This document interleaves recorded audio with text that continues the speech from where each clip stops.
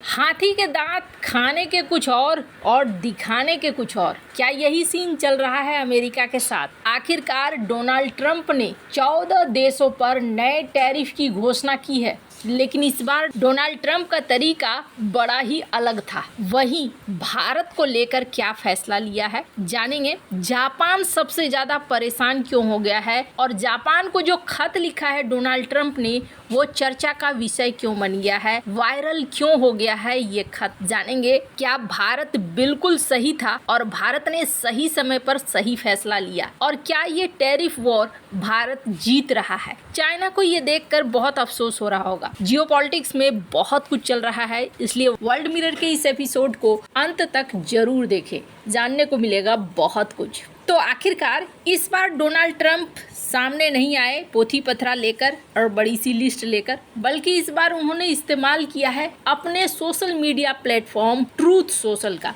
चलो भाई, इसी बहाने उनके सोशल मीडिया प्लेटफॉर्म का भी थोड़ा प्रचार हो जाए और कुछ लोग जाकर वहां पर भी विजिट करें। सोशल मीडिया का प्रभाव और इसकी ताकत को डोनाल्ड ट्रंप ने बहुत अच्छे से समझा है। कुछ इस तरीके से स्क्रीन पर आप देख रहे हैं, जो वो वहाँ सोशल मीडिया जो उनका अपना प्लेटफॉर्म है ट्रूथ सोशल, उस पर जो वो पोस्ट करते हैं उसकी कमेंट्री यहाँ पोस्ट होती है एक्स पर, यानी कि ट्विटर पर। तो यहाँ पर इन्होंने इस बार फॉर्मूला क्या अपनाया, 14 देशों को खत लिखना शुरू कर दिया। जैसे स्क्रीन पर देख रहे हैं, ये एक देश को लिखा गया खत है, फिर ये देख रहे हैं ये दूसरे देश को लिखा गया खत है, ये तीसरे देश को खत है। ऐसे करके हर एक देशों को, जो 14 देश हैं, उन 14 देशों को इन्होंने खत लिखा कि भैया हमने तुम्हारे ऊपर टैरिफ में थोड़ा बदलाव सदलाव कर दिया है और नई लिस्ट को चेक कर लो। हालांकि इनका जो आधिकारिक वेबसाइट है उन्होंने भी यहाँ साफ किया किन किन देशों के ऊपर टैरिफ लगाया गया है। इस लिस्ट में देखें तो यहाँ पर आपको टैरिफ लिस्ट पूरी मिल रही है 14 देशों की। और सबसे अजीब बात है, जब इस लिस्ट को देखेंगे आप तो इसमें अमेरिका के बेहद खास दोस्त देशों को भी देखेंगे। एक नंबर पर कौन है? एक नंबर पर है जापान, और जापान के ऊपर कितना लगेगा? 25% का टैरिफ लगेगा। 2 नंबर पे कौन है? 2 नंबर पे है Korea, 25%, south Africa 30%, Kazakhstan 25%, Laos 40%, Malaysia 25%, Myanmar 40%, Tunisia 25%, Bosnia 30%, Indonesia 32% और बांग्लादेश 35%, सर्बिया 35%, कंबोडिया 36% और थाईलैंड 36%। आप ढूंढ रहे होंगे कि इसमें भारत कहाँ है, भारत के लिए इन्होंने क्या तय रखा, और पाकिस्तान भी नजर नहीं आ रहा है। तो भारत के लिए डोनाल्ड ट्रंप ने एक मैसेज दिया है, स्क्रीन पर इस वीडियो को सुनिए। Mr. President, on tariffs, what happened to 90 trade deals in 90 days? We've spoken to everybody. We know it's all done. I told you, we'll make some deals, but for the most part, we're going to send a letter. We're going to say, welcome to the United States. If you'd like to participate in the greatest, most successful country ever. I mean, we're doing better than ever. I don't think, and you're going to see these numbers soon. We've never had numbers like this. We've never had investment like this. We have more than 90. We're going to have much more than 90, but most of those are going to be sent a letter. This is exactly what I said. Now, we've made a deal with United Kingdom. We've made a deal with China. We've made a deal. We're close to making a deal with India. Others we met with, and we don't think we're going to be able to make a deal, so we just send them a letter. If you want to play ball, you have to. This is what you have to pay. So, as far as I'm concerned, we're done. We're sending out letters to various countries, telling them how much tariffs they have to pay. Some will maybe adjust a little bit, depending if they have a cause. We're not going to be unfair about it. And actually, it's a small fraction compared to what we should be getting. We could be asking for much more, but for the sake of relationships that we've had with a lot of really good countries, we're doing the way I do it. But we could be getting a lot more. We could ask for a lot more than what we're asking for.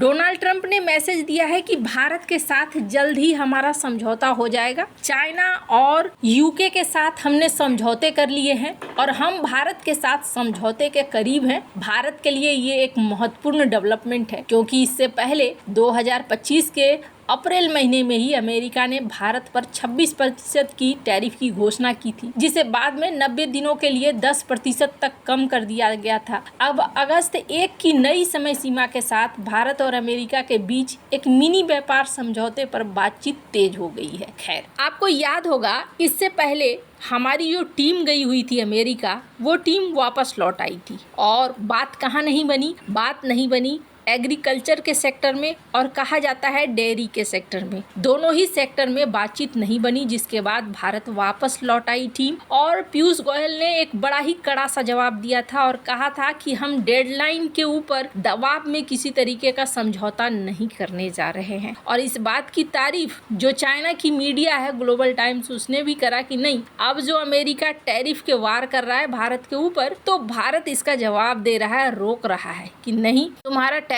हम तुम्हारी शर्तों के अनुसार अपने ऊपर लेने वाले नहीं हैं। डोनाल्ड ट्रंप के इस ऐलान भर से क्या हुआ? डोनाल्ड ट्रंप के इस ऐलान से यूएस मार्केट डाउन हुआ। स्क्रीन पर आप देख सकते हैं दुनिया भर के मार्केट पर इसका असर भी पड़ रहा है। और सबसे बड़ी बात, जापान को जो इन्होंने चिट्ठी भेजी है, स्क्रीन पर आप देखिए, ये चिट्ठी भी अजीब तरीके से इन्होंने लिखी है। ऐसा लग रहा है जैसे कुछ बड़ी मदद देने जा रहे हैं और ये कह रहे हैं कि ये हमारे लिए ग्रेट ऑनर की बात है, जापान के ऊपर हम लगाने जा रहे हैं 25% का टैरिफ। और आगे ये कहते हैं कि सिर्फ 25% का। अब इस चिट्ठी को लेकर दुनिया भर में ये सवाल उठ रहे हैं कि जापान और साउथ कोरिया जो कि अमेरिका के सहयोगी रहे हैं, जापान ने तो इतिहास में बहुत कुछ खोया है अमेरिका की वजह से। अगर अमेरिका अभी भी उनसे दोस्त देश की बजाय दुश्मन और कॉम्पिटिटर की तरह व्यवहार कर रहा है, तो फिर आगे क्या होगा? आगे ट्रंप की वजह से क्या साउथ चाइना सी में या इंडो पैसिफिक में रणनीति पर असर पड़ेगा? अब ये सारा खेल यहाँ देखने को मिल रहा है। पर एक चीज गौर कीजिए, अप्रैल में डोनाल्ड ट्रंप ने कहा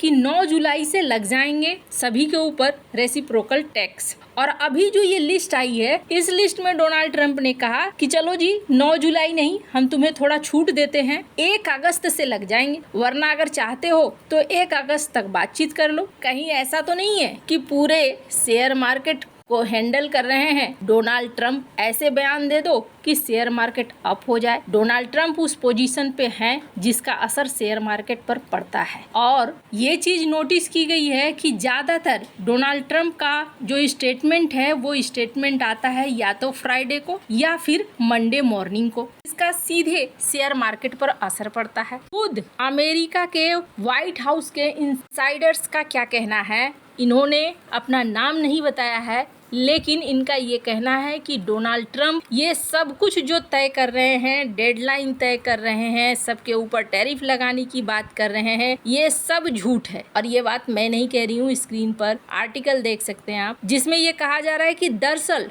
डोनाल्ड ट्रंप अपने आप को चर्चा में रखना चाहते हैं। वो बहुत अच्छे से जानते हैं, पिछली बार भी डोनाल्ड ट्रंप जब आए थे तो टैरिफ एक बहुत बड़ा मुद्दा बना था। डोनाल्ड ट्रंप इस बार भी टीवी से लेकर हर जगह अपनी उपस्थिति बनाए रखना चाहते हैं। अपनी जनता को वो ये दिखलाना चाहते हैं कि देखो हम बड़े काम कर रहे हैं और बड़े काम करके हम फैसले लेंगे। वहीं दूसरी तरफ कुछ एक्सपर्ट ये कहते हैं कि इस तरीके से शेयर मार्केट को भी कहीं ना कहीं मैनिपुलेट किया जा रहा है, जिसका फायदा उन लोगों को जरूर पहुंच रहा है जो लोग ये समझ रहे हैं कि आगे क्या होने वाला है। खैर, अब इसमें से जो भी सच्चाई हो, भारत के लिए फायदा क्या है? भारत के लिए ये फायदा है कि भारत चाइना की तरह हड़बड़ी में नहीं पड़ा, बल्कि भारत ने अभी तक डील साइन नहीं करी है। अब भारत अपनी शर्तों पर डील साइन करने के लिए अड़ा हुआ है और उम्मीद की जा रही है कि भारत इस मामले में सफल भी हो जाएगा। और सबसे अच्छी बात है, अगर एग्रीकल्चर और डेयरी का सेक्टर बच जाता है तो चाइना वियतनाम ने थोड़ी हड़बड़ी दिखाई है, भारत को जो ऑफर मिलेगा